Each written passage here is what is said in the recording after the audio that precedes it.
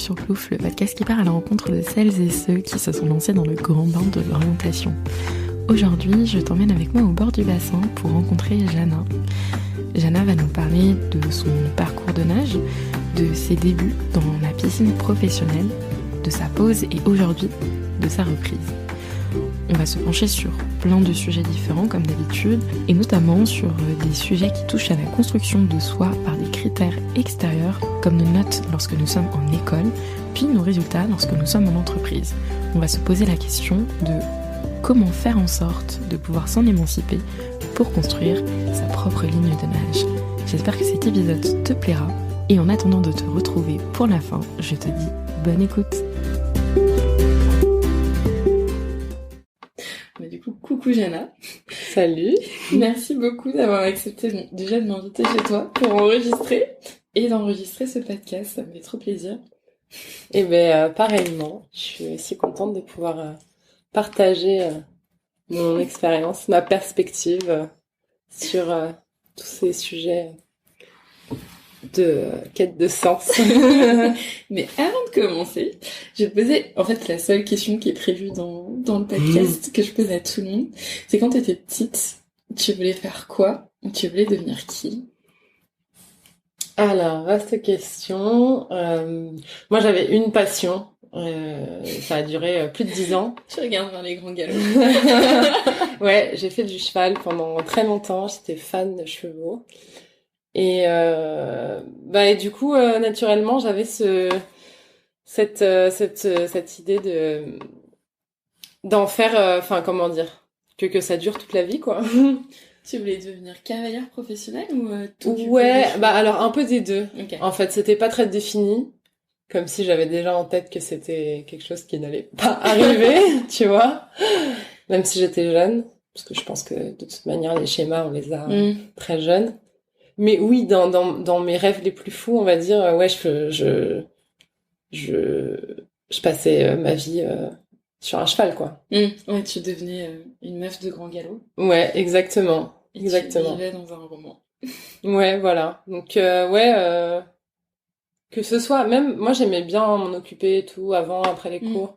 Donc que ce soit le contact avec l'animal, le fait d'être là pour le soigner, etc. Ou même le fait de monter à cheval. Tout me plaisait là-dedans, quoi. En vrai, je comprends trop. J'étais un peu pareil.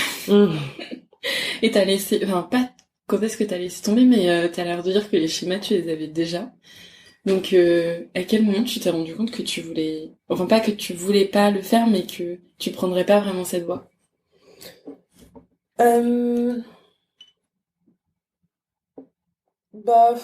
Je dirais autour du collège, quand on comprend qu'on va passer le brevet, qu'ensuite on va aller au lycée, qu'on va passer le bac et qu'on va rentrer dans les études supérieures et dans la vie active. Moi, en fait, j'ai toujours eu des facilités à l'école et du coup, je pense, après c'est mon point de vue, que le chemin il est plus difficile à remettre en cause quand on est adapté pour le système tel qu'il est. Dans le sens où, quand ça marche et qu'il n'y a pas, que c'est pas, comment dire, pour moi ça a jamais été contre nature de me lever le matin pour aller à l'école. Pour moi c'était juste comme ça que ça devait être. Et avoir des bonnes notes facilement, etc., ça pousse pas à remettre en cause quoi que ce soit, ou à se dire qu'on veut quelque chose de différent. Non, mais je vois ce que tu veux dire. Donc du coup, t'as fait un peu un parcours classique, genre bac ES ou bac S, prépa et école, c'est ça? Ouais. Lycée général, bac ES, classe prépa ECE, école de commerce. Ouais. Et à ce moment-là, tu te posais pas de questions, mais t'avais pas un nouveau genre de métier en tête, tu disais juste je suis la voie et je vois bien ce qu'il y a au bout ou... Ouais, c'est un peu ça. Mais ça peut paraître un peu bizarre d'ailleurs, cette évolution entre l'âge entre l'enfance où on a des rêves et limite on veut pas en démordre, quoi. Ouais. On est hyper en mode ah non mais moi je veux être vétérinaire, moi je veux être cavalière professionnelle, machin. En tout cas ça c'est ce qui me concernait moi. Et le moment où on abandonne tout ça, Et on revient dans un flou en mode, bah non, mais moi je vais suivre ce chemin-là et puis après on verra quoi. Là, j'avoue, j'y avais jamais pensé avant. Mais je pense que c'était un peu la même pour moi. Ouais. Quand j'étais petite, bon, je suis passée par plein de trucs différents. Mais à un moment, je voulais être vétérinaire équin. Effectivement, parce que j'adorais les chevaux aussi. Et j'ai laissé tomber, je pense, après mon stage de 3e.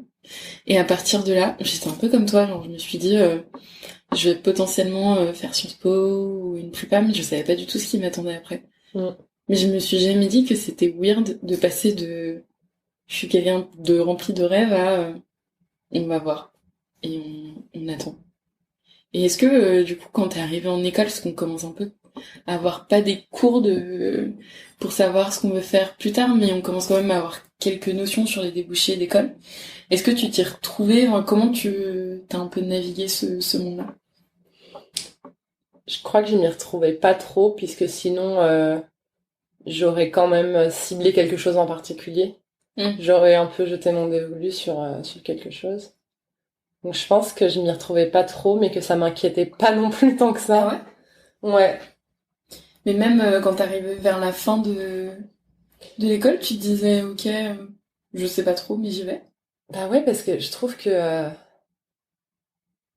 ce qu'on nous vend, enfin la contrepartie de ce sacrifice énorme à faire une prépa et une école en termes de temps, en termes d'argent et tout ça, c'est hyper compensé par le fait de cette espèce de sécurité qu'on nous vend à nous dire vous inquiétez pas, de toute façon il y aura marqué EM, il y aura marqué ceci cela sur votre CV, les portes seront ouvertes dans tous les cas, tu vois. Et moi honnêtement, je pense que je me suis un peu reposée sur ça. Ok.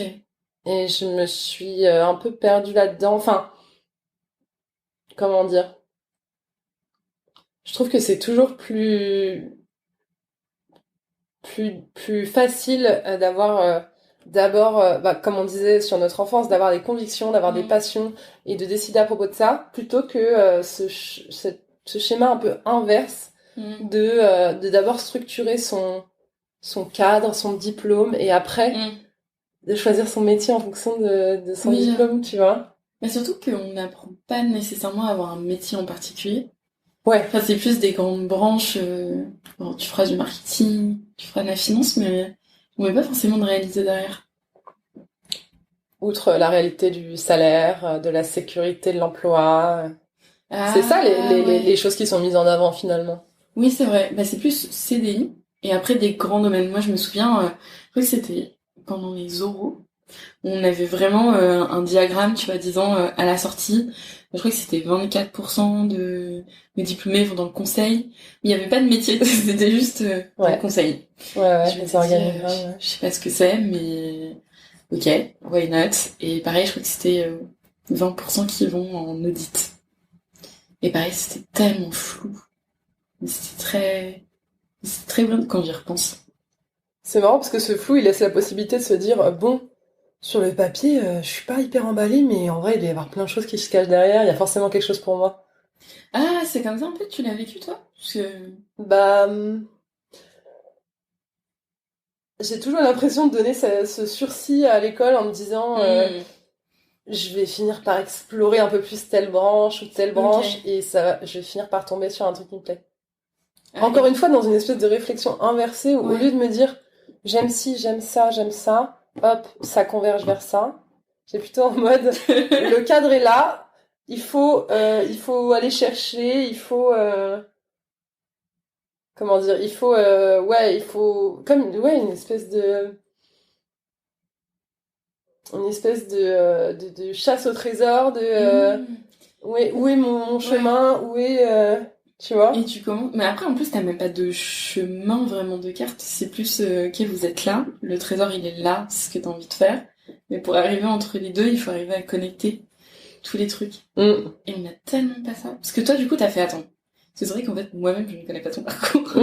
Mais attends, en école, t'as fait quoi comme genre de spécialisation J'ai fait plutôt du marketing. Ok. Ouais.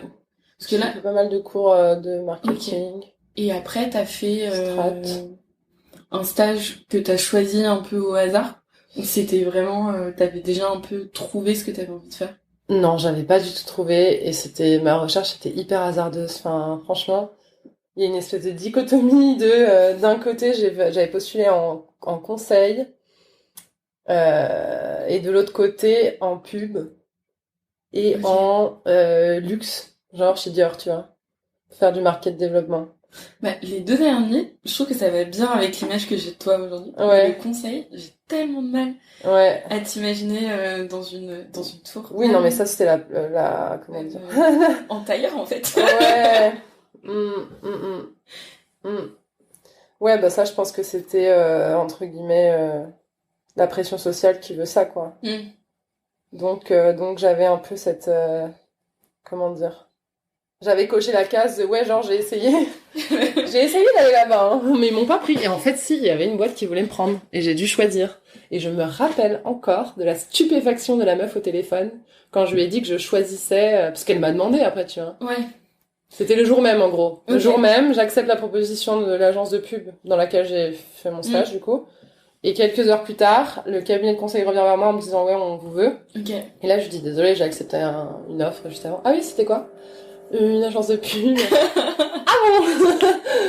Tu vois, genre, le truc... Elle t'a posé la question pour comprendre ton choix ou c'est vraiment elle était juste étonnée, elle a dit Je pense que c'était une espèce de curiosité de qui refuserait un poste chez... C'était un cabinet de conseil en strat allemand. Pour ceux à qui ça va dire quelque chose. Ah, mais en très fait, très réputé. Ça m'est pas du tout venu à l'esprit. Ouais. Ah ouais. C'est tellement marrant que ces personnes se disent que tu peux pas... Mais je pense que ça vient aussi de ce truc de tu structures, j'ai eu du mal à le dire, où justement si tu veux vraiment structurer ta voie vers un certain type de succès, il faut aussi passer par... Ça commence par là, ouais. C'est ça. Par cette boîte de conseil où tu t'habitues à bien t'habiller tous les matins. Yes. Et le refuser, c'est dire non à tout ce chemin aussi après. Ouais. Et ça, t'en avais conscience à ce moment-là ou tu t'es juste dit je préfère prendre de la pub? Je pense que j'en avais conscience dans mon fort intérieur, mais ce que je voyais à ce moment-là, c'était juste un choix de découverte. J'étais en mode, bon, autant le faire, enfin, plutôt que d'attendre, autant faire cette expérience-là maintenant.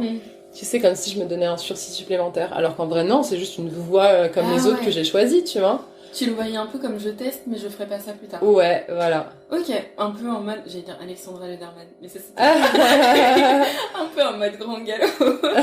De genre, je fais de l'équitation, mais finalement je sais que ce sera pas ça plus tard. Parce que c'est pas... exactement. Et pourquoi tu te disais ça? Pourquoi je me disais ça en vrai, malgré ce que tu me disais sur dans quelle branche tu me voyais, etc., par rapport à ma personnalité, à mes goûts vestimentaires, etc., moi, je me voyais pas comme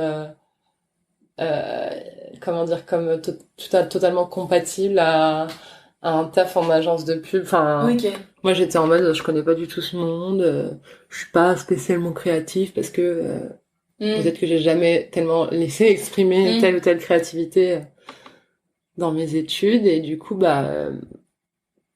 j'avais juste envie de découvrir, tu vois, mais sans vraiment me mettre direct dans cette position-là de genre, je suis vraiment, ah oui, ça va me correspondre parfaitement, je suis vraiment à ma place. Oui, te dire, et plus tard, je vais continuer. Et plus tard, je vais continuer, je vais faire de la publicité.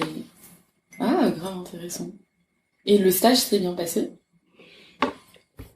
Alors, la boîte était cool. C'était un peu hypocrite, mais c'était assez axé sur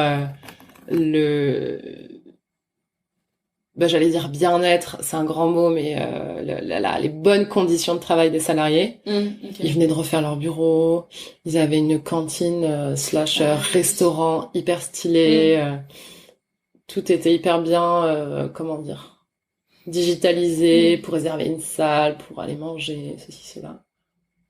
Et venant d'une agence de pub, en vrai, c'est pas étonnant, ils faisaient leur propre promotion de leur lieu de travail, tu vois. Ah oui, ouais. Mais c'est vrai que j'ai eu un flash et je me suis souvenue du nom de l'entreprise et c'est vrai que ça m'étonne pas, mais j'ai une image de très lisse, très parfaite. Exactement. Et je me demande un peu comment c'est en fait en coulisses aussi des agences comme ça. Bah du coup, à côté de ça, donc du coup cette image-là était quand même assez, comment dire, c'était respecté, tu vois. Enfin, en soi, il y avait une salle de sport, etc. Il cochait ces cases-là. Ouais. À côté de ça, moi, bon, on peut dire que j'ai tiré la mauvaise carte, mais mon manager, il était atroce, tu vois. Et je me rappelle de la façon dont il me culpabilisait de ne pas tout de suite capter ce qu'il attendait de moi, Okay. de ne pas tout de suite faire un travail impeccable, tu vois. Enfin bon, c'était mon premier vrai stage, tu vois.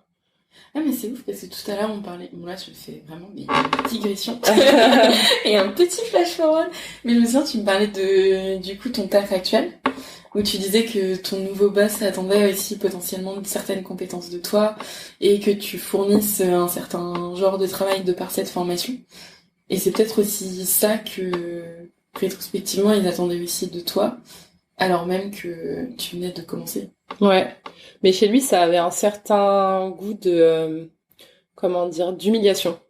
Ah, tu vois, c'était en mode, mais en fait, tu nous as vendu quelque chose que t'es pas capable de délivrer, tu vois. Genre, mais je comprends pas, t'as fait tu sais, en disant, en nommant mon lycée, ma prépa, mon machin, tu sais. d'accord. Ok. Genre, quelle fraude la meuf, quoi. Tu vois ce que je veux dire? Mais dans quel monde tu fais ça? Bah, dans le monde où t'es un mec qui sort aussi de ce milieu-là et que toi, je pense que c'était quelqu'un qui mettait qui accordait énormément d'importance, trop certainement, à ça justement, tu vois, au titre sur le CV, à la position, etc. et moins aux capacités d'adaptation, de curiosité, etc.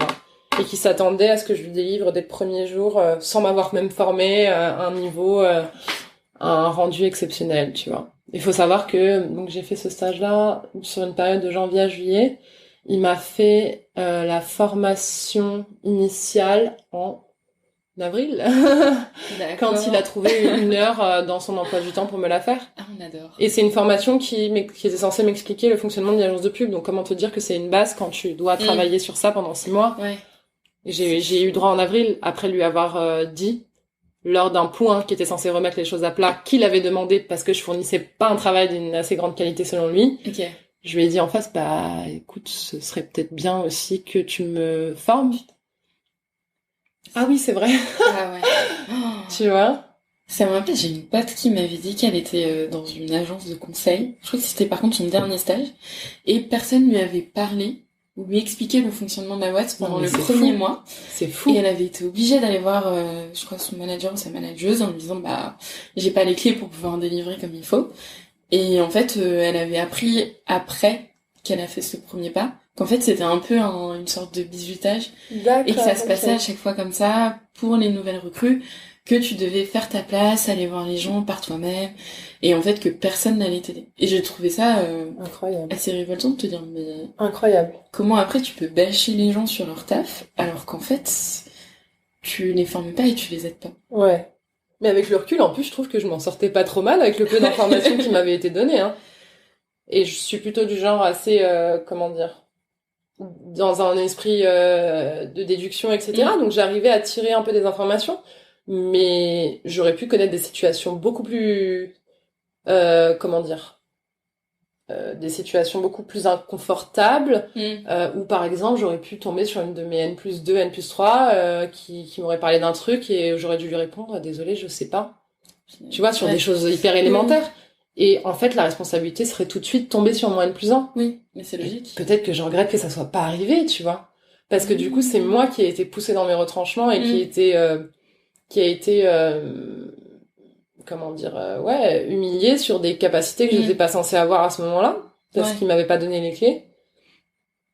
Et c'était assez traumatisant, en vrai, comme expérience de se sentir toujours à la ramasse, tu sais, où t'oses pas, du coup, poser les questions, et puis tu t'entraînes dans une énorme spirale de je devrais déjà savoir ça, merde, je vais pas pouvoir le demander, mais du coup, comment je fais pour demander ci, demander ça, comment je vais m'en sortir, tu vois. Et après, est-ce que en sortant de ce stage, bah, j'imagine que t'as pas forcément envie de retourner dans la même boîte. Ouais. Mais est-ce que t'avais encore, enfin c'est bizarre comme question, mais j'allais dire confiance en toi pour la suite? Parce que j'ai jamais vécu ce genre de situation, mais... Alors, honnêtement, c'était une première expérience qui m'a comme un peu diminué ma confiance en moi. Après, bon, sur le côté, comment dire, sur ce qui me restait de cette expérience, on va dire sur le côté social, tu vois, avec mon manager en tant qu'humain, j'ai été assez rassurée après avoir initié un peu une résolution de cette situation avec une RH. Et elles ont été assez compréhensives. Okay. Ouais. Oui, moi, il fallait que je leur dise à un moment que c'était insupportable. Genre, le mec, il finissait par...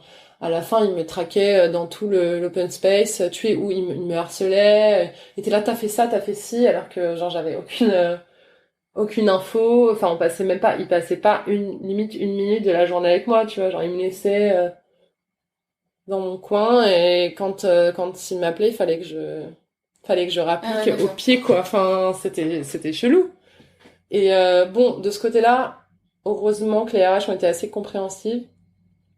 Bon, c'est quand même fou qu'à ce moment-là, elle m'ait un peu avoué à demi-mot que ça avait déjà eu lieu avec une de ses stagiaires précédentes. Alors pas celle juste avant, mais celle encore avant. Okay. Donc le mec, si tu veux, il faisait un espèce de spirale de genre je me comporte mal, on me rappelle à l'ordre, celle d'après, on la met trop bien, et celle encore après, elle repart, tu vois ou pas? Ah ouais, mais surtout que je pense après à l'expérience dont tu m'avais parlé, mais ta dernière expérience. Ouais. Qui s'est mal passé, et je me dis t'es un peu abonné à ce genre de truc, parce que c'est un peu la même bah ouais, la même conclusion. Et puis je peux pas m'empêcher de penser qu'il y a un truc, enfin c'est un peu débile, c'est un peu le truc de la victime, mais qu'il y a un truc qui fait que moi je vais être plus ciblée par ces managers là, enfin, ou que ça va plus vite dégénérer parce que j'accorde énormément d'importance à ce qui peut être ce qu'on peut m'exprimer en termes de est-ce que je fais bien mon travail, est-ce que je le fais pas bien. J'irai pas jusqu'à dire que je prends tout personnellement, mais il y a un truc il y a un truc en fait qui fait que je pense que c'est totalement lié aux études, hein, que ce que tu vas produire à chaque instant, c'est toi, c'est révélateur de toi dans ton intégralité. Et en fait, j'ai encore du mal à faire cette distinction, tu vois, à vraiment poser des limites sur ça. Mais c'est aussi parce que c'est le jeu auquel tout le monde joue, tu vois. Et je pense que pendant les études, moi, je me souviens, en arrivant en prépa, j'ai un peu déconstruit ça parce que j'étais une grosse merde. Non, mais je suis passée de bonne élève en lycée à, je dis grosse merde, mais non, parce que j'étais dans une très bonne prépa, mais j'avais pas des mauvais résultats, mais des résultats qui étaient en deçà de ce qui était attendu pour intégrer l'ENS. Parce qu'en l'occurrence, moi, j'étais en hypocagne. Ouais. Et j'ai grave déconstruit ce truc de ce que je produis. C'est moi, parce que je comprenais bien que ça avait rien à voir et que ma façon de fonctionner allait pas forcément avec ce système-là. Mais je vois bien dans les séances un peu feedback que j'ai pu faire dans mes entreprises que de temps en temps, il y a des trucs où je me dis ça devrait pas m'atteindre. Parce que c'est juste, tu vois, un PowerPoint ou un truc que j'ai fait, mais ça me rend mal. Et je pense que c'est vraiment les profs qui m'ont appris à me dire que ce que je faisais, c'était mon intelligence, donc les gens voient pas, mais avec des guillemets, et du coup, ma personnalité qui était jugée à chaque fois. Non mais, clairement. Enfin, tout bêtement, si en prépa, on est capable de te sortir un classement où c'est ton nom qui est associé à un rang, tu peux pas me dire que ça te donne pas l'image que c'est ta personne en entier qui est jugée, tu vois. C'est ton nom sur une ligne, tu vois ce que je veux dire? Pensé à ça. Enfin, après, c'est le jeu, enfin, je veux dire, c'est le jeu, mais je trouve que ça peut créer cette espèce de... de sentiment de toujours, comment dire, de devoir prouver que tu vaux la peine. Ouais, et putain, là, on arrive à un truc super deep en mode séance de thérapie et tout. Non, mais ouais, j'allais dire de devoir sans cesse refournir des preuves que t'as la légitimité d'être là. Et de justifier ton rang. Ouais, exactement. Si t'es dans les meilleurs. Ouais. De dire, mais vous m'avez choisi pour une raison. J'ai l'impression qu'on parle de Hunger Games. Ouais, grave. Grave.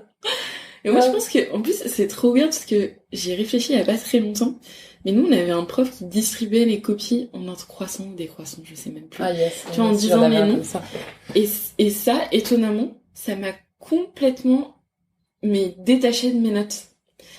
Au lieu de me rendre mal. Tu vois, je me disais, on annonce mon nom, mais c'est juste parce que c'est ce qui est noté sur la copie, mais c'est pas moi. Enfin, c'est juste une note, vu qu'elle est dite, et que je la lis pas, et je suis pas seule devant ma note. C'était très bizarre. Du coup, je pense que ça a aussi participé au fait que je me dis, tant pis, c'est pas trop grave. Non, mais après, c'est un apprentissage, c'est des déclics à avoir, et on les a pas tous au même moment, je pense. J'avais jamais réfléchi à ça, du coup, je suis vraiment en train de réfléchir à comment mes études ont conditionné la façon dont je fournis du travail. Ouais, et qu'il soit toujours objet d'une évaluation. Que ce soit une note, que ce soit un commentaire, que ce soit n'importe quoi, je pense que oui. Finalement, quand on y pense, depuis le collège, on n'a pas fourni de travail qui n'ait pas été passé sous le prisme d'une grille quelconque d'évaluation, de critères, de machin, tu vois. Ouais, en plus, t'as un tampon pour te dire que t'as le droit d'aller au niveau supérieur. Ouais. C'est pour ça que c'est intéressant qu'on dise que c'est à partir de ce moment-là qu'on a un peu laissé tomber nos rêves d'enfance et qu'on s'est structuré sur une voie. Ouais. C'est le moment où on a eu notre premier diplôme, donc notre brevet, quoi. C'est le moment où on a eu cette première porte.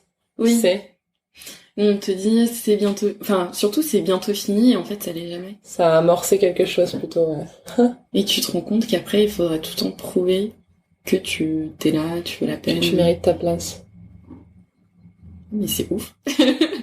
J'ai eu un déclic de folie. Merci pour cette thérapie. Mais de rien, je sais plus du coup qui est la patiente et qui est la thérapeute. C'est bien, ça change. Et non, et du coup, ouais, on disait, t'as terminé ce stage, et est-ce que tu t'es reposé des questions cette fois-ci sur ton orientation, vu que c'était quand même ton tout premier stage, j'allais dire de la vraie vie, parce que je compte pas trop les stages d'observation qu'on faisait avant. Parce que est-ce que là, en ce moment, tu travailles, je sais pas comment tu dis dans la fashion, dans la mode. Je dirais pas mode, je dirais retail. Ah, je ne connais pas ce terme. Bah du coup, c'est la partie retail, littéralement revente. Ok. Donc quand tu produis pas toi-même, tu parles plutôt de revente. Mais en vrai, ça concerne plutôt la grosse boîte dans laquelle je travaillais juste avant, parce que celle dans laquelle je suis maintenant, ils sont beaucoup plus intégrés verticalement. Donc ils ont beaucoup plus de relations avec leurs fournisseurs, etc. Donc on peut dire maintenant que je me suis rapprochée de la mode, Dieu merci. Parce que comment on est dans un truc un peu plus... T'as fait ce switch? Alors, parce que en fait, c'est un truc que t'aimes, que t'as intégré, donc t'as un peu changé ton mode de fonctionnement. Alors, en soi, ce qu'on disait tout à l'heure, je pense qu'il y a quand même pas mal de passerelles entre un univers créatif comme la pub et la mode. Typiquement dans la boîte dans laquelle je travaillais, même si c'était pas moi directement sur mes comptes, mais il y avait beaucoup de comptes. Il y avait beaucoup de marques de mode, tout ça. Oui, c'est vrai. Donc ça m'a ouvert un univers, et puis ce que produisait la boîte était enfin c'était partagé, tu vois. C'était très partagé. Il y a une certaine culture dans ce genre de boîte où on s'attend à ce que tout le monde ait un peu vu les créations, surtout les plus connues, tu vois. Et du coup, est-ce qu'on en parle pas mal au déjeuner, etc. Donc c'est vrai que je suis rentrée du coup dans ce moule-là. Mais bon, c'était pas du tout, c'était pas du tout par pression, hein. Moi, ça me plaisait énormément, et c'est aussi pour ça que j'avais commencé, que je m'étais intéressée à cette agence. Et sinon, j'ai toujours aimé la mode par le fait que ça, que ça permette de tout simplement de révéler une personnalité, tu vois, chez quelqu'un. Mais je dirais du coup même plus le vêtement lui-même que la mode, tu vois. Enfin, moi, j'ai jamais été très dans les magazines, dans les que fait Chanel, que fait Dior, que fait machin. Enfin, tu vois, j'avais plus un truc de assez spontané, assez qu'est-ce que j'aime? Oh tiens, ça j'aime bien, mais sans avoir un espèce de catalogue en tête ou un truc très de comment t'exprimer, très documenté. À tes vêtements. Ouais, c'était très c'était juste un feeling, tu vois. Et du coup ça ça a bien collé avec ce taf que j'ai trouvé en sortant d'école, puisque c'était un gradué de programme et que du coup, j'avais l'impression de cocher la case pour mes études, enfin, dans le prolongement d'études, et en même temps, un petit peu une case perso, tu vois. Donc, ça me semblait être un bon compromis. Pourquoi tu dis compromis? Pourquoi je dis compromis? Lapsus. Bah, compromis parce que c'est comme si, enfin, dans ma tête, en tout cas, à ce moment-là, il fallait donner un peu pour le CV, et il fallait quand même un petit peu, un petit feeling, perso, tu vois. Donc tu serais pas allé vers, enfin, tu serais pas allé vers ce genre d'entreprise si c'était juste ton feeling perso? Non. En tout cas, pour ce poste-là, c'était clairement parce que ça me permettait de cocher encore cette case de gradué de programme. Bon, c'est dans la suite logique d'études en école. C'est un CDI. Je l'ai signé avant même de finir d'avoir mon master, tu vois. J'avoue, c'est un peu le Graal. Surtout qu'en plus, quand tu fais un graduate, j'ai l'impression qu'on te vend tellement des positions après dans l'entreprise qui sont quand même associées à du pouvoir. Ouais, ça c'est la vraie carotte de ce genre de truc. C'est vraiment un appât incroyable, quoi. Puis c'est un truc qu'on te répète constamment. Dans le graduate? Ouais. Ok. Ouais, pour te consoler des misères qui t'arrivent tous les jours. Tu sais, tu vas faire de la caisse et puis à la fin de la journée, on dit mais t'inquiète, genre demain t'es chef, tu vois. Oui, c'est started from the bottom. Ouais, exactement. Cette fausse politique de la méritocratie. Ouais. Et là, cette expérience, tu m'as dit que ça s'était plutôt mal passé. Ouais, bah en gros, moi dès le début, en fait, j'ai eu des mauvaises, des mauvaises intuitions, tu vois. Okay. Enfin, j'avais des petits. Quand t'as signé ton contrat ou quand vraiment au moment de l'induction, quoi, les premiers jours. Ouais, c'était 3 jours en tout début de. Quand on a commencé, quoi, en fin août, début septembre 2019, où on devait, qui était fait pour découvrir un peu la boîte, la philosophie de la boîte, etc. Qu'on avait fait en team, en promo de graduate. Et ça s'appelle induction. Ouais. Comme les plaques. Ouais, c'est ça. Qui est censé vouloir dire introduction. Enfin, tu vois, genre première approche de la boîte, etc. Qui était au siège, du coup. Et qui était organisée par le top management. Enfin, en gros, la meuf responsable du département formation de la boîte. Qui était un peu, la gardienne des valeurs de la boîte, la gardienne des principes et des règles. Enfin, tu vois, c'était vraiment un truc qui devait transcender comme ça, tu vois. Et tu sortais des 3 jours, t'étais censé incarner la vision de l'entreprise. Totalement. Mais de là à m'être fait reprendre devant du coup les 20 personnes de la promo sur le fait que à un certain moment de la journée, je m'étais un peu avachie sur le bureau, tu vois. Ah oui. Oui, ça a commencé comme ça. Ok, d'accord. Oui, donc je comprends que t'es une Ouais, ça a commencé comme ça. Ça a commencé aussi par une de mes collègues qui lève la main pour dire excusez-moi, au moment où on parlait de la tenue vestimentaire et de la tenue tout court de notre apparence physique. Est-ce que vous pensez que je dois me lisser les cheveux pour mais non, pour le pour venir le matin, parce que j'ai un peu des boucles là comme ça. Et moi je l'avais super mal pris, tu vois. Elle avait pas du tout mes cheveux. Elle avait des cheveux comment? Pour la note de la rédaction, j'ai des cheveux frisés, limite crépus. Non mais ouais, hallucinant, tu vois. Hallucinant d'entendre une collègue dire ça. Tu sais, comme pour vraiment se soumettre à fond aux règles et prouver son adhésion totale. Ouais, qu'elle était pleine de bonne volonté. Pleine de bonne volonté, exactement. Mais c'est ouf, j'ai lu il y a pas très longtemps un papier sur je sais plus quel compte Instagram, mais c'était vraiment sur le côté politique de la coupe de cheveux. Ouais. Et un peu ce truc de la discrimination aussi, il faut faire attention quand t'es quelqu'un, j'allais dire avec des origines, mais qu'elle soit, à avoir une coiffure qui corresponde aussi aux standards de la société pour pouvoir intégrer certaines sphères. Ouais, grave. Mais là, c'est dingue d'en arriver au stade de dire, ok, je suis prête à poser cette question. Ouais, et à ce moment-là, j'avais eu mon premier craquage. Je crois que c'était le dernier jour de l'induction et j'avais répondu un peu en rigolant parce que forcément, j'allais pas non plus trop la ramener, mais je lui avais dit, bon, du coup, et moi, je fais quoi avec les miens? Je voulais vous dire, vous n'avez pas passé la période d'essai. Ah bah d'ailleurs, j'ai été renouvelée, ouais. Je l'ai pas eu du premier coup, ma période d'essai. Oh, ouais, c'était... ça a duré combien de temps, la première période d'essai? 3 mois, ouais, c'est ça? Septembre. 3 mois, ouais, okay. 3 mois, il me semble. Et ouais, je l'ai pas eu du premier coup parce que...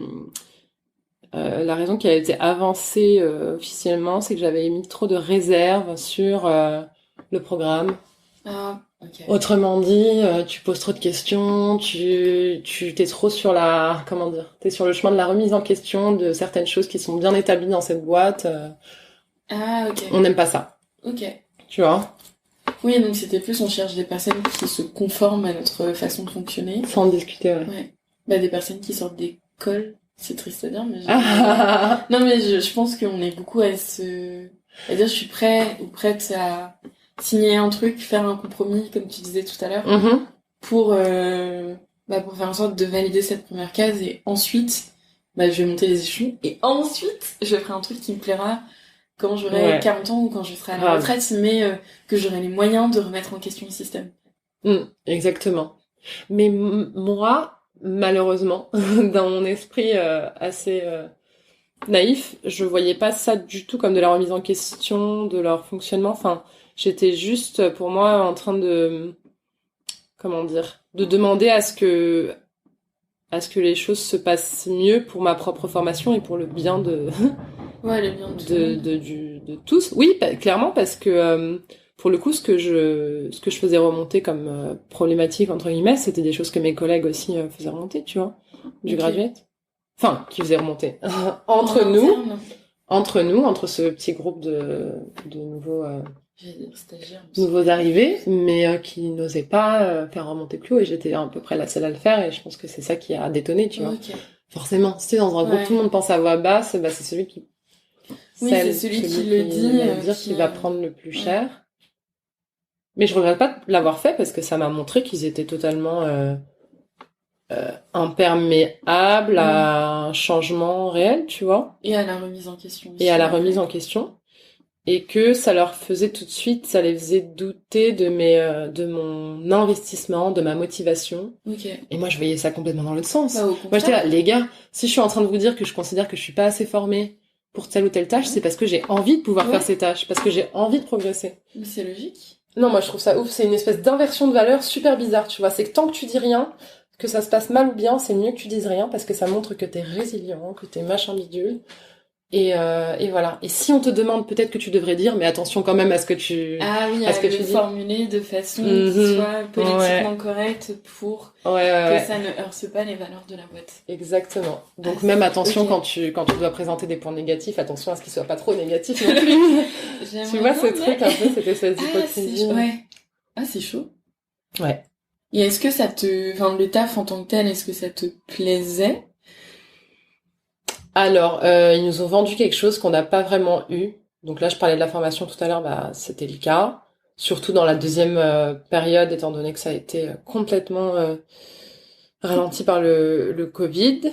En termes d'évolution, pareil, c'était sous condition, et du coup, les conditions n'étaient pas bonnes, donc c'était une bonne raison de nous dire, non les gars, on verra ça plus tard.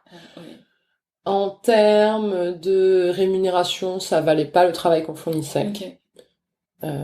Voilà. Et en termes d'ambiance, ça, je pense que c'était le point le plus négatif, quoi. Parce que les gens de la boîte s'attendent pas à être managé par des jeunes de 25 piges sortant d'école. Enfin, ils le vivent pas bien, clairement. Quand tu te retrouves à devoir gérer des personnes qui ont 10 ans de plus que toi, qui ont pas bougé d'un iota dans la position dans l'entreprise. Ouais. Et que qui font le même travail tous les jours, les mêmes missions, caisse, réassort, rangement, caisse, réassort, rangement. Enfin, il y a un moment, je les comprenais et à la fois, je trouvais que c'était assez... il y en a certains qui étaient assez durs avec moi. Voilà. Et pour être un peu... comment dire pour être politiquement incorrect, unpopular opinion, ça venait souvent de femmes, ce que je regrette profondément. Malheureusement, quand il y a pas assez de femmes qui arrivent à un niveau de pouvoir conséquent, bah on s'écharpe encore plus. Et ça, je l'ai très bien senti. Ah, ça, c'est super dommage. Que ça posait problème à ce niveau-là, parce que mes collègues hommes n'avaient pas les mêmes soucis que moi avec les mêmes personnes. Donc voilà, c'était pas évident de s'intégrer dans cette hiérarchie, et même si on nous a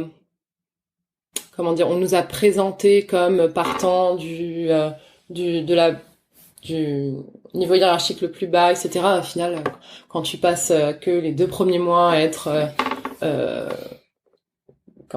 être vendeur et qu'après tu passes direct vendeur expérimenté alors qu'il y en a qui mettent genre 2 ans à passer ce niveau-là, bah forcément que c'est pas très bien vécu. Donc voilà, c'était un peu la difficulté des graduate programmes quand même. Ouais, d'arriver à acquérir une certaine légitimité auprès des entreprises sans... Et auprès des gens qui travaillent dedans, ouais. Et c'est vrai que moi j'avais fait c'était pas du tout un graduate programme, mais un concours avec Adecco. Ouais. C'était le truc la SEO formation. SEO, ouais. Et vraiment, en arrivant en finale, je m'étais rendue, enfin, je sais même plus, mais vraiment, je m'étais sentie mal. Je m'étais sentie mal parce que je sentais bien que les gens dans l'entreprise ne me prenaient pas du tout au sérieux. Et alors même moi, je me disais, mais qui suis-je pour arriver et me dire, demain, je vais un poste de direction. Enfin, c'était très particulier et très marrant dans le mauvais sens du terme à la fois aussi. Non mais grave. Et puis j'ai l'impression d'avoir fait plusieurs fois l'erreur de vouloir être trop honnête vis-à-vis de mes collègues, enfin en position hiérarchique inférieure, à leur dire non mais les gars, enfin clairement vous connaissez mieux que moi la boîte, je veux apprendre de vous et tout. Et en fait, tu sais, c'est comme si je tombais dans ce piège-là, enfin qui pouvait grave utiliser ça contre moi après, tu vois, à dire bah écoute, tu nous dis toi-même que t'es pas compétente, à quel moment on va te faire confiance? Tu vois ce que je veux dire? Alors moi j'étais plus dans une démarche, toi et moi on sait que voilà, il y a un petit souci dans cet organigramme et dans ces principes méritocratiques, mais viens, on travaille quand même, on essaie de travailler ensemble, tu m'apprends des choses, moi je peux peut-être t'apprendre des choses aussi, je pars pas non plus de zéro. Mais non, il y a rien qui vaut le terrain et... Puis vous avez pas les mêmes connaissances non plus. Enfin, toi, tu pouvais apporter peut-être certaines choses que eux et elles n'avaient pas et inversement. Ouais. Et du coup, ça s'est terminé comment? Parce que je me souviens que tu nous avais raconté ta crise en trottinette. Ouais. Bah en gros, donc ça j'étais en première partie de mon graduate, j'étais à Paris et après j'étais envoyée dans le sud pour gérer un magasin plus petit. Bon, pour info, je ne sais toujours pas si c'était une espèce de promotion ou une espèce de... C'est quoi le contraire d'une promotion? Régression. Une régression. Enfin, voilà, je sais pas s'ils m'ont mis au placard ou pas. On m'a fait passer ça pour une super opportunité de gérer plus de choses dans un magasin plus petit, avec plus d'autonomie. Sauf que j'arrive là-bas et mon directeur, donc à ce moment-là, j'étais encore assistante directrice, mais on va dire d'un grade au-dessus. Et mon directeur était aussi nouvellement directeur, donc le binôme de bras cassés, super. Et on s'est fait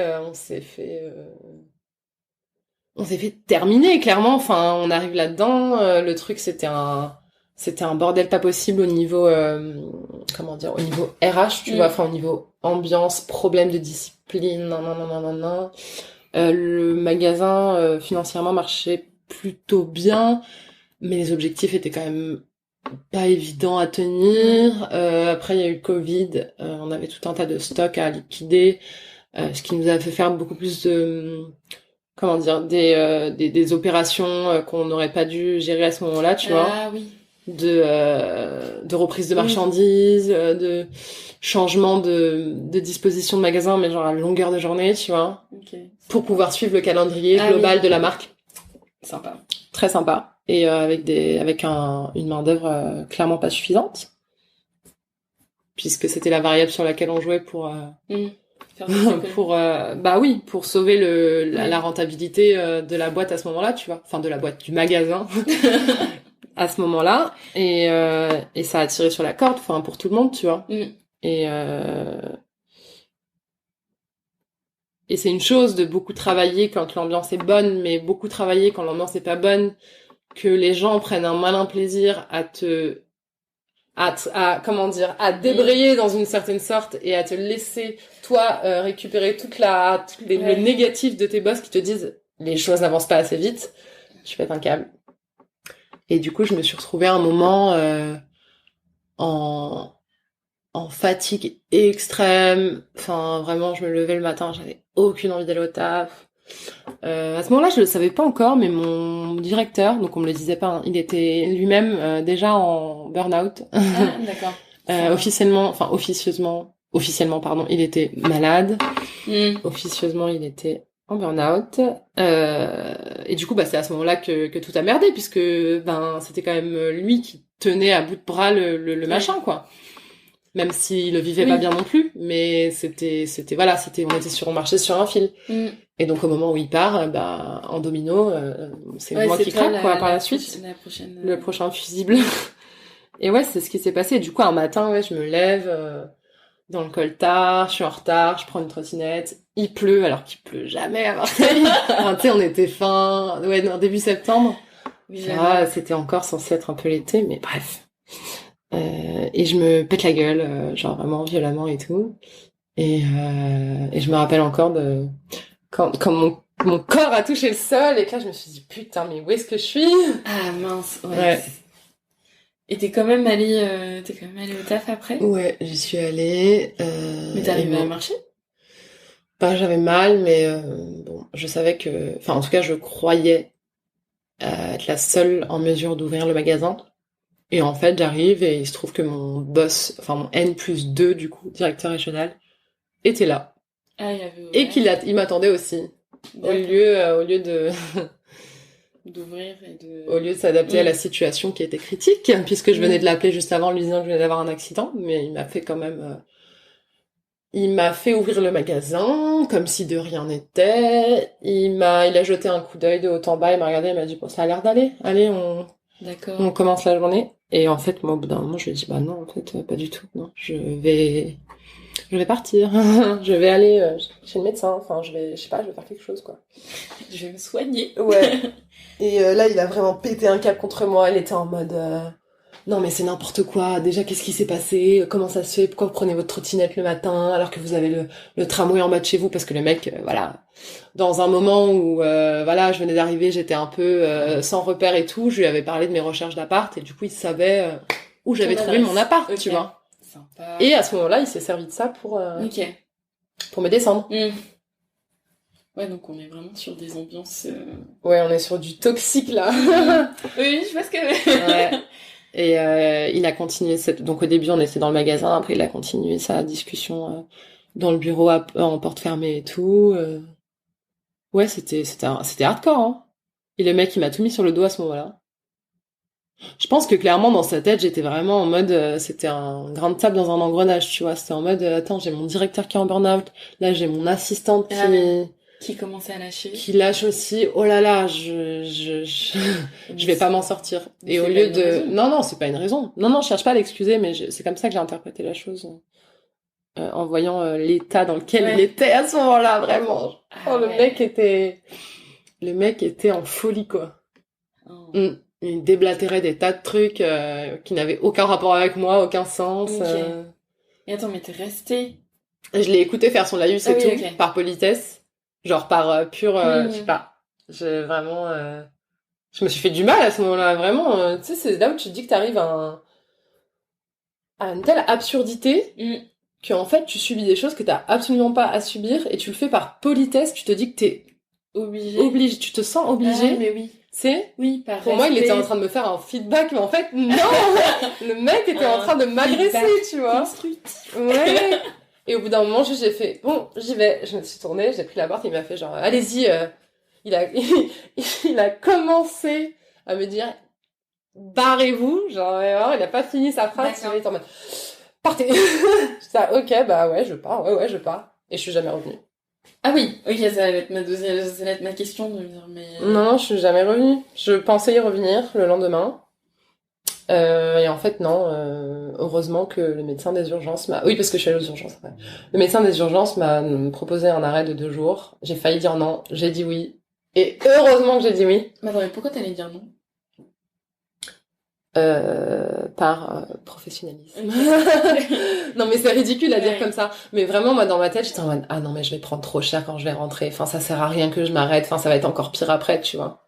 Non mais vraiment je pensais comme ça à ce moment-là. Je me suis dit bah non il faut que je revienne. Ils ont besoin de moi. Mais dans quel état ils ont besoin de moi? Oui il faut quand même avoir des gens qui soient fonctionnels et qui puissent. Ouais. Mais ça n'a plus tellement d'importance tu vois. Ok. Et là, après tes 2 jours, t'as demandé une prolongation et t'es repartie ou... Je suis partie chez le médecin de ville, tu vois. Ok. Qui m'a refait mon arrêt et après je suis repartie chez mes parents à Paris. Et là juste voilà, ils ont vu dans quel état j'étais, ils étaient là mais enfin non, oui, t'y retournes. Enfin regarde-toi, enfin n'y retourne pas. Mais c'est ça que je trouve ouf. C'est qu'il a fallu que quelqu'un te dise que tu n'allais pas bien, et que tu ne devais pas y retourner. Ah ouais, carrément. Sinon, bah tu vois, même de ce que tu dis, les urgences, t'y serais pas allé en fait. Non, c'est tu serais retourné pour travailler comme si de rien n'était, comme ton boss te l'avait dit. Oui, c'est la secouriste du poste de secours du centre commercial dans lequel je travaillais qui m'a accueillie, qui m'a posé quelques questions. J'étais incapable de répondre. Enfin, j'étais en état de choc, tu vois. Elle était là, mais vous venez d'arriver? Non, j'étais en train de travailler là pendant une petite heure. Ah bon? Ah ouais. Vous avez un accident, vous arrivez, vous allez travailler? Bah ouais, on avait besoin de moi. Elle m'a pris ma tension, j'avais une tension de ouf, enfin c'est n'importe quoi. Elle m'a dit franchement, je vous appelle les pompiers là. Ah oui d'accord, donc t'es pas juste allée aux urgences, t'y allais. Ouais. Ah oui, d'accord, ok. Ouais. Oui, donc c'était quand même quelque chose d'assez sérieux. Ouais, ça m'était jamais arrivé de faire un transport comme ça en camion et tout. Quelle expérience. Je crois que je l'ai fait une fois, mais c'était vraiment pas le meilleur enfin pour la personne avec qui je faisais parce que moi j'étais valide, mais la personne qui était dans attends, mais oui, je crois que c'était quand on était encore en école. Ah ouais? Ouais. Et je crois qu'on était allé en HH juste avant. Et donc moi j'étais relou et la personne venait de se faire une entorse. Ah merde. Et on était allé aux urgences comme ça. Oh, j'avais oublié cette anecdote, mon Dieu. Attends, mais du coup, et après, t'as quitté ton taf, tu leur as dit au revoir? Ça a mis du temps, ça a mis énormément de temps. En fait, je savais pas comment gérer la chose. Et même si mes parents ils me soutenaient et tout, en fait il me manquait grave de contexte parce que pendant toute la période où j'y étais, je leur racontais pas ce qui se passait. Du coup ils sont un peu tombés des nues et juste je les ai sentis hyper au début hyper à la fois désemparés et à la fois ils voulaient quand même me laisser respirer, ils voulaient pas trop me pressuriser. Et du coup juste j'ai fait un certain temps en arrêt juste à pas me poser la question de comment j'allais revenir vers eux, tu vois. Parce que je savais pas comment revenir vers eux, tu vois. Ah, et eux, il y avait aucun moment où tu leur avais partagé que ça allait pas forcément, où tu te posais des questions par rapport à ils le voyaient, mais je pense qu'ils avaient pas envie de prendre la décision pour moi, tu vois. Et ils t'avaient accompagné avant? C'est la fameuse question des parents. Avant ce taf-là? Ouais, est-ce que tu leur avais déjà partagé comment ça s'était passé dans les stages précédents? Ou même sur tes tes questionnements quand avant d'aller en école ou autre? Pas trop, en vrai, je parle pas. Enfin, je me suis rendu compte que je n'avais pas beaucoup discuté de mon cas personnel avec mes parents, tu vois. Ok. Mes parents, ils sont tous les deux dans l'éducation nationale, donc ils ont beaucoup de, comment dire, ils ont beaucoup de choses à en dire, mais sur des généralités, on va dire. Ok. Mais ouais, c'est peut-être ça qui aussi me barbait un peu de devoir après remettre une couche sur. Et moi, du coup, bah, je sais pas trop. Non. Enfin, tu vois, on en a toujours parlé de manière très générale, etc. Mais c'est vrai que moi, j'ai jamais trop.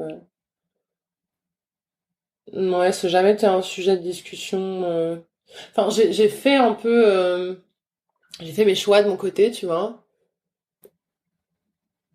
Et après, ouais, non, j'ai jamais trop eu de jugement, que ce soit positif ou négatif de leur part, tu vois. Enfin, ils ont toujours été contents de ce que je faisais, enfin, des résultats que je pouvais avoir. Et puis, de toute manière, c'était aussi super bénéfique de pouvoir avoir des parents qui connaissent bien le système éducatif, etc. Ouais. Mais sinon, non, c'est vrai que j'ai toujours voulu gérer ça un peu de mon côté. Ok. Mais c'est un peu naïf d'un côté parce que je me dis ils ont forcément eu beaucoup d'influence sans même avoir à le dire, tu vois.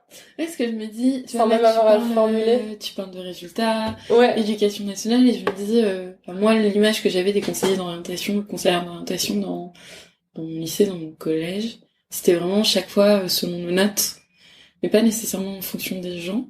Et c'était plus en référence à un métier en particulier, genre tu fais un test pour savoir vers quel métier tu vas aller, mais sans vraiment partir de toi.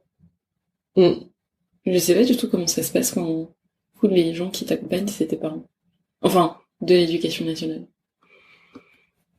Bah, c'est différent parce que j'ai pas eu besoin de me poser avec eux et de m'asseoir à une table et de leur dire bon bah moi je suis quelqu'un comme ça parce que voilà, je suis leur enfant, ils me connaissent. Oui, c'est vrai. Ils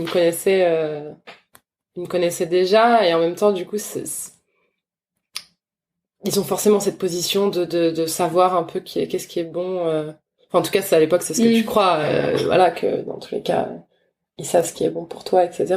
Ouais. Mais ouais, je trouvais que finalement, dans mon cas, ils ont eu plus d'influence de manière tacite, inconsciente sur mon parcours, plutôt que de me l'avoir dit, tu vois. Genre sur quels aspects? Sur le fait d'avoir fait un bac général, sur le fait d'avoir fait une prépa après. Ils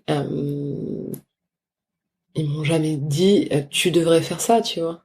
Oui, mais c'est juste le tu ne devrais pas faire ça, il était implicite pour moi. Je me serais pas vue après le parcours de ma sœur, du coup j'ai une sœur aînée, je me serais pas vue aller faire un bac pro, un BTS ou quoi que ce soit d'autre qui sortait de ce modèle. Oui, un peu classique. Que t'avais. Ouais. Et là, est-ce que t'as pu en parler avec eux vu que t'étais en pause?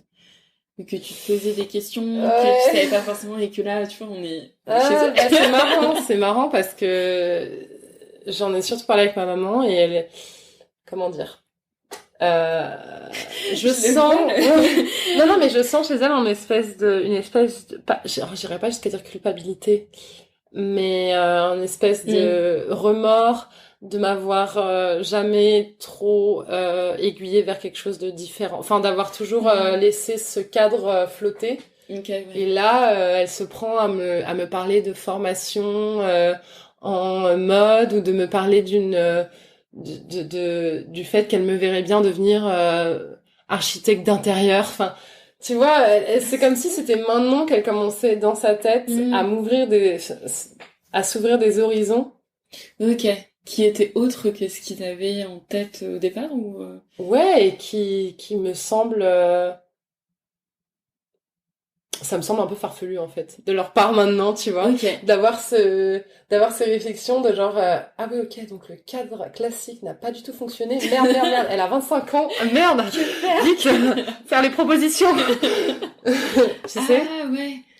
Oui, en plus toi, est-ce que t'as réussi aussi un peu à mettre le doigt sur ce qui t'intéressait, le genre de choses vers lesquelles tu voulais t'orienter plus tard pour un peu répondre à ces propositions, ou au début, ou je sais pas, même maintenant, genre tu te laisses porter par ce qu'ils te disent, proposent. Bah je suis quand même assez convaincue d'avoir fait mes choix par moi-même, et donc même si j'ai eu tendance parfois à, comment dire, à réécrire un peu l'histoire dans ma tête et à me dire oh là là mais je me suis tellement fait formater je pense qu'il y a une part de moi qui avait peut-être une image erronée du coup mais qui avait un intérêt à aller vers ces études-là, enfin qui avait un attrait pour ça, tu vois, en soi le côté monter un business, le côté vendre un produit, le vendre bien et être fier de ce qu'on vend et de ce qu'on fait, c'est un truc qui me parle. Malheureusement, je pense que j'en ai eu une mauvaise version. Enfin, j'en ai vu une mauvaise version. Et une version qui me correspondait pas. Et je trouve que c'est plus facile, et c'est un peu cet état d'esprit que j'avais jusqu'à maintenant, de tout rejeter en bloc plutôt que de dire, ok, tu peux prendre un peu de ça, tu peux garder il peut y avoir quelque chose de noble à avoir fait une grande école, à vouloir, à vouloir travailler dans la vente, dans le commerce, enfin, tu sais, tous ces trucs qui ont un peu une connotation qui peut être un peu parfois négative, etc. Et tu peux faire ça en étant une bonne personne, merde, tu vois, et en traitant bien les autres. Bah oui, parce que moi, finalement, je me suis enfermée dans ce truc-là où comme je me sentais mal dans mes expériences pro, bah je me disais que c'était pas pour moi, que j'avais pas choisi la bonne voie, que si je ressemblais pas aux personnes avec qui je travaillais, c'est parce que c'est moi qui avais pas grand-chose à foutre là. Ouais. Tu vois? Oui. Et là, comment t'as fait, enfin, parce que t'as passé quand même un long temps en pause, et c'était la période où tu disais que tu rejetais en bloc tous ces trucs, genre. Ah ouais, mais j'étais en remise en cause totale de tout. Mais attends, mais tu t'es posé quoi comme question? Qu'est-ce que je fous là? Comment j'en suis arrivée là, tu vois? Tu sais, c'est comme si dans ma tête, j'avais pas vu le temps passer, tu vois. J'avais pas vu ce temps-là passer, je m'étais pas vue évoluer, je me suis pas vue évoluer. Ah oui. En fait, je me suis pas vue évoluer et c'est facile de se dire que tout ce qu'on a fait nous a mis dans une situation où on n'est pas du tout satisfait de l'issue que prennent Ouais, c'est un peu je crois que c'était Marie qui était aussi passée sur le podcast avec Gabrielle, et elle parlait un peu de cascade de l'engagement. Ouais, exactement. Tu mets vraiment le doigt dans un truc et en fait exactement. Tu t'en sors. Elle parlait de son prêt étudiant et disait en fait vu que j'ai payé mon prêt étudiant, j'ai mis le doigt dans l'engrenage et maintenant je suis obligée non, mais je me sens obligée de prendre un taf qui me permettra de le rembourser rapidement. Ah mais totalement. Et donc je suis en panique totale sur comment j'en suis arrivée là. Ah mais totalement. Qu'est-ce qui se passe Mais ça c'est une évidence que cette histoire de prêt ça met dans ça conditionne. Et moi j'en ai pris un aussi et je me rappelle en fin de première année en avoir discuté avec une de mes potes de prépa qui elle aussi était partie en école, dans une autre école, et j'étais limite, je l'enviais un peu d'avoir arrêté l'école à ce moment-là en fin de première année, parce qu'elle avait la chance d'avoir de pas avoir pris cet engagement financier là, tu vois. C'est ses parents qui lui avaient payé sa première année et au moins elle avait stoppé net, tu vois. Ouais, il y a un moment où je me suis dit oulala, non, ça me convient pas et tout, c'est bizarre. Je me sens pas à ma place. OK. Ah oui, donc c'était déjà j'allais dire pas un mal-être mais des questionnements qui t'animaient même en école. Ouais. Et là aujourd'hui, comment t'as fait pour trouver ton nouveau taf? C'est marrant du coup parce que même avant cet accident et avant avant d'avoir quitté mon ancien taf, j'avais déjà des vues sur la nouvelle boîte dans laquelle je travaille. Et c'était, à l'époque, c'était juste de la curiosité. J'écrivais mon mémoire sur la basket, et du coup, je m'étais intéressée à la marque qui avait fait une grosse collab, qui avait fait beaucoup parler. Et en fait, de fil en aiguille, j'avais rencontré le fondateur de la marque et tout. Et ça m'avait grave parlé. Donc au début, j'étais pas dispo parce que je travaillais encore pour l'ancienne boîte. Malgré ça, j'avais quand même plus ou moins, j'avais plus ou moins posé mes petits pions, quoi. Enfin, je leur avais dit, ouais, c'est trop cool ce que vous faites quand même. Oh là là, moi je suis dans une grande boîte là, mais ça me tenterait bien de changer un peu d'échelle et tout. Donc en soi, je pense que c'était un peu une prémonition. C'était le début du carme. Ouais. Et mais bon, malheureusement à ce moment-là, ils avaient pas trop besoin. Enfin, ils étaient pas trop. Ils avaient pas le budget et tout. Et très récemment, pendant que moi j'étais en train de dépérir, de me demander ce que j'allais foutre de ma vie, en fait j'ai eu un message, un mail de la marque et tout, me disant qu'ils voulaient me revoir, et ça s'est fait là le mois dernier, mais en mode totalement spontané, quoi. Il y avait pas d'offre, il y avait rien, juste ils ont bien aimé que je porte autant d'intérêt à la boîte, et ça a suffi pour que la discussion s'entame. Et bon, après bien sûr que j'aurais donné mon CV, mais ça s'est pas passé dans le modèle classique. Et c'est vrai que c'est pas très conventionnel, hein, de ce que j'en vois. Là, je viens de commencer, mais de ce que j'en vois, c'est très peu conventionnel, et ça me plaît bien, ça me change. Oui, parce que ça change aussi ce qu'on disait tout à l'heure de l'environnement classique qu'on connaît en tant que personne qui sort de grande école. Et ça va être ultra rafraîchissant aussi de dire qu'il y a un autre type d'entrepreneuriat. Enfin, que ça peut être plus divers que ce qu'on nous présente. Ah non, mais là, clairement, moi, j'ai l'impression d'avoir trouvé ma bouée, quoi. Ah, c'est trop bien. Ah oui, sur ton thème très aquatique. Non, mais vraiment, j'ai l'impression d'avoir trouvé... Ça, mais oui. Oui, comme si on m'avait sauvé un peu de la descente dans laquelle j'étais, non, il y a rien qui va dans ces milieux-là, tu vois. Ouais, mais ça veut dire aussi qu'il y a vraiment pas de diversité, ou du moins qu'on montre pas la diversité qu'il y a dans ces milieux-là, qu'il pourrait y avoir. Ce qui est ultra dommage aussi. Ouais, grave. Après, comment dire, il y a quand même un truc à considérer, c'est que s'ils m'ont prise aussi, c'est qu'ils viennent chercher une part de mes expériences dans des milieux conventionnels, et que ça va leur servir.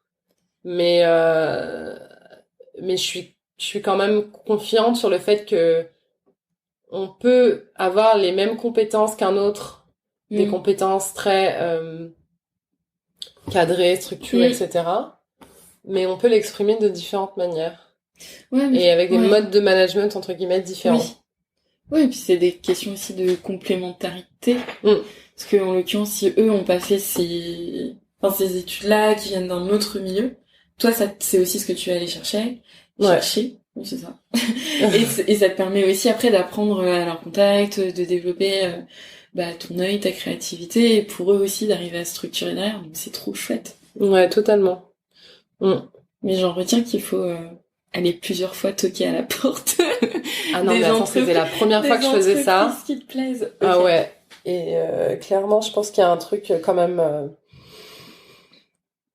un peu plus fort dans le fait d'avoir cette démarche-là que la démarche plus impersonnelle de l'offre d'emploi à laquelle on répond en envoyant une candidature simplifiée sur LinkedIn. Ce que j'ai fait, ce que j'ai fait un grand nombre de fois. Mais je pense que ça amorce une discussion et potentiellement une relation professionnelle plus basée sur des principes plus humains, où il y a plus de confiance aussi.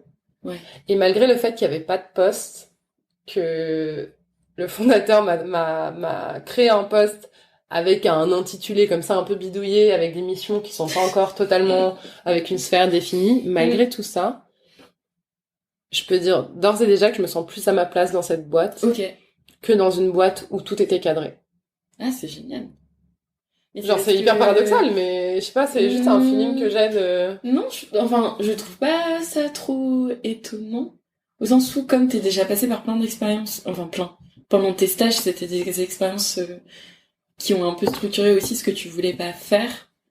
Et là, ça a l'air aussi plus aligné avec ton univers. Ouais, carrément. Alors, j'ai en tête ton style vestimentaire. Et je me dis, ça va trop bien avec ce qu'il propose. Donc c'est pour ça que je me dis, mais c'est normal qu'il y ait un petit fit.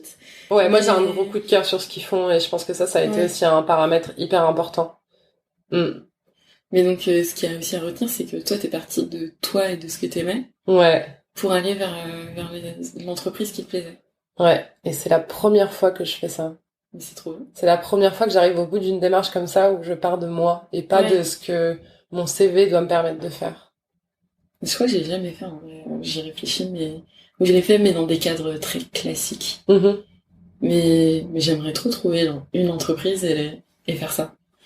Et je te souhaite rien de mieux. Encore les bons. Mais on va tenter.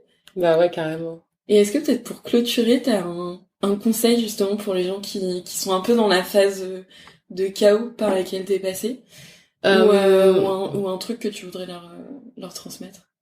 Je pense que ce que j'ai pu en tirer de ces expériences malheureuses, c'est de pas se laisser définir par ce que tes boss, tes collègues pensent de toi. Alors certes, il y a une partie de totalement légitime sur le travail que tu fournis, sur comment s'améliorer, mais je pense qu'il faut jamais laisser s'imprégner ces feedbacks-là, tu vois, ces jugements-là sur ce que t'es en fait, sur ta personne en elle-même, parce que du coup, ça t'amène après dans une spirale de doute.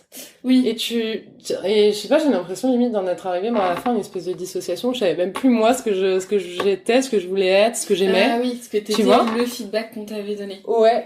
De pas se laisser définir, par tout ça. Ouais, merci beaucoup. C'était trop chouette, cette merci à toi.